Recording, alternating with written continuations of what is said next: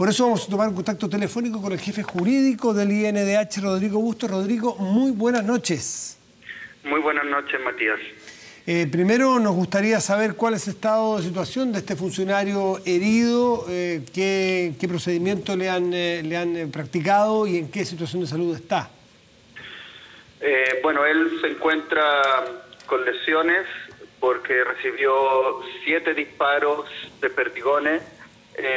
Ha estado siendo atendido durante estas horas en la posta, está estable, ya está empezando a estar mejor, pero sin lugar a duda, tal como lo dijo el director del Instituto Nacional de Derechos Humanos, nos parece intolerable que un observador del instituto que está en una manifestación se le haya disparado y haya resultado herido, siendo además que no ha sido la primera vez en estos días. Hemos recibido otras agresiones y se lo hemos señalado también a las autoridades del gobierno en estos días.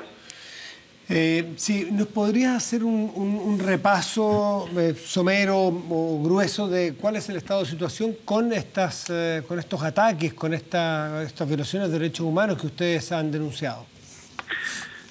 Sí, nosotros no es el primer funcionario que recibe perdigones en su cuerpo. Hemos recibido también insultos, amenazas cuando hemos estado realizando observaciones en las manifestaciones. Toda esa información, por cierto, la vamos a hacer llegar a Carabineros de Chile para que puedan iniciar las investigaciones sumarias correspondientes y también a la justicia si es que corresponde. Pero más allá de eso, Matías, porque nosotros hemos estado en las manifestaciones, hemos estado en los hospitales, hemos estado en las unidades policiales observando la situación, observando las vulneraciones de derechos humanos que han ocurrido durante estos últimos 10 días. Ahí podemos señalar que hemos observado graves violaciones a los derechos humanos, que no han sido casos aislados. Como tú señalabas antes, ya hemos presentado 138 querellas por distintos tipos de violaciones de derechos humanos, como tortura y tortura con connotación sexual. Sí. Anoche estuvimos con el general Mario Rosa, general director de Carabineros, y quien nos mencionó en la entrevista que él, desde que llegó a la institución, no solamente tuvo que purificar un montón de cosas en cuanto al aspecto financiero, al tema de inteligencia, porque sabíamos que ahí traían serios problemas los carabineros de la institución.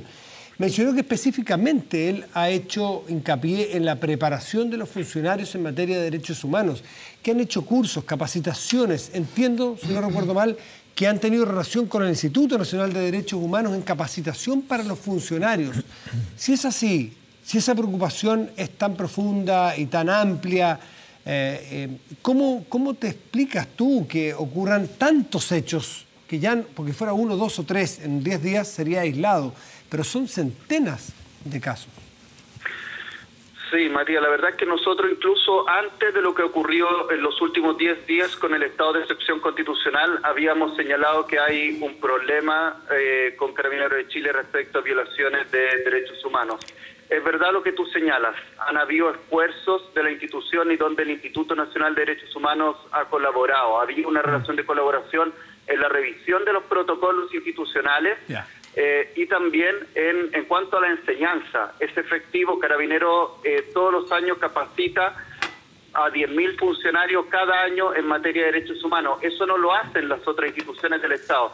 Pero dicho eso, estamos viendo una diferencia muy importante entre los protocolos, la enseñanza y lo que finalmente ocurre en lo operativo. Porque hoy día, por ejemplo, Matías, estamos hablando, de acuerdo a los datos del INDH, probablemente los datos del Ministerio de Salud puedan ser aún mayores, 140 personas con heridas oculares por el uso de distintos tipos de armamento de fuego por parte de Carabineros en manifestaciones. Eso claramente muestra que no hay un cumplimiento cabal en absoluto de los protocolos institucionales.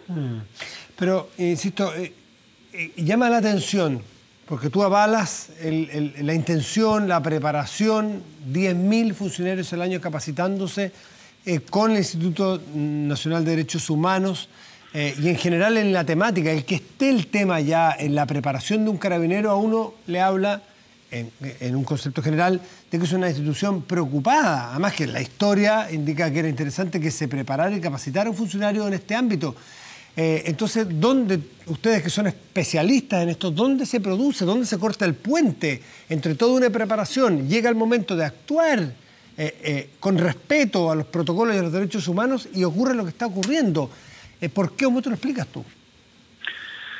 Probablemente aquí, como te decía, hay una diferencia entre los protocolos, las enseñanzas, porque la verdad es que todo este esfuerzo, Matías, ha sido algo de los últimos 5 años y quizás, como sabemos, la educación a veces no tiene resultado inmediato a corto plazo y es esperable que estos cambios sí se produzcan a mediano o largo plazo, porque realmente vemos finalmente que hay violaciones de derechos humanos, que hay todos estos disparos a rostro de personas que están muchas veces manifestándose pacíficamente, que hay uso indiscriminado de lacrimógena hacia las personas que se manifiestan, que hay, Matías, como te comentaba antes, casos de tortura de personas en unidades policiales, casos de tortura con connotación sexual, personas que han sido desnudadas y se le obliga a hacer sentadillas, niños, niñas, adolescentes. Todo esto lo digo... Todo eso, la verdad, es que está contrario a los propios protocolos que ha hecho la institución. Por lo tanto, la institución va a tener que revisar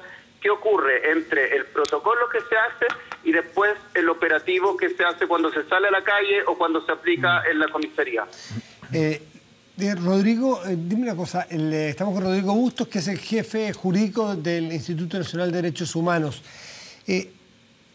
¿Existe la posibilidad, tienen alguna denuncia o alguna sensación de que aquí puede haber habido de algún mando medio o superior de la institución órdenes para cometer esta violación de los derechos humanos, tortura, por ejemplo?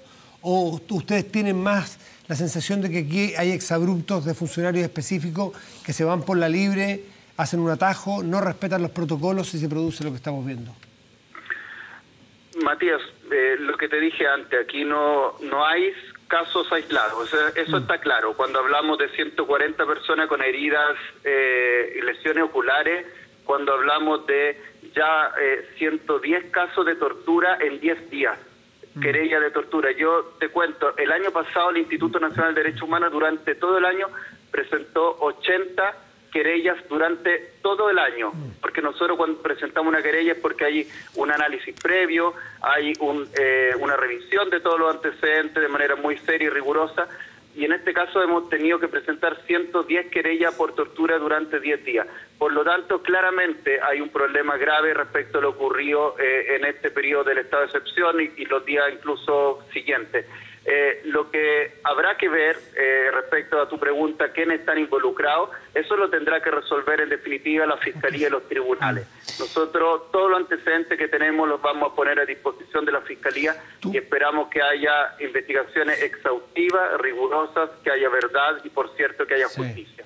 Sin pretender, y quiero hacer la aclaración, separar completamente lo que significa la justificación con la explicación. O sea, no en lo que pueda justificar, porque nada justifica una violación de un derecho humano nunca, en ningún país. Pero tú te explicas parte de este comportamiento por el nivel de estrés al cual están sometidos los funcionarios. Mira, yo te puedo decir que la verdad es que nosotros entendemos que la labor de un funcionario policial que tiene que controlar el orden público no es una tarea fácil. No.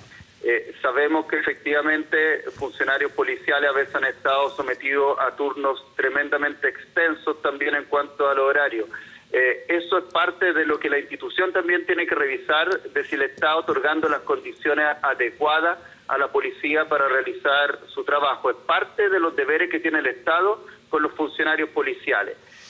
Dicho esto, el Estado le entrega, la sociedad le entrega el monopolio legítimo de la fuerza a la policía y por eso tiene que ser una tarea ejercida con suma responsabilidad.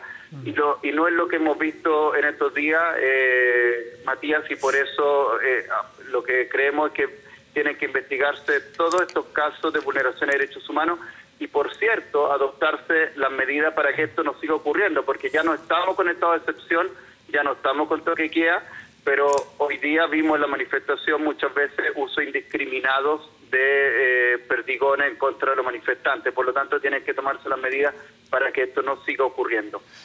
Rodrigo Bustos, jefe jurídico del Instituto Nacional de Derechos Humanos, muchísimas gracias por este contacto, esta conversación telefónica explicativa de un hecho que ha venido ocurriendo en los días, pero que hoy tuvo un caso particularmente grave y complicado, que es un funcionario que estaba trabajando en terreno con todos sus distintivos, su chaqueta amarilla, haciendo observación del respeto del accionar policial, bueno, y fue herido con balines. Rodrigo, muchísimas gracias y muy buenas noches. Muchísimas gracias a ti, Matías. Buenas noches. Buenas noches.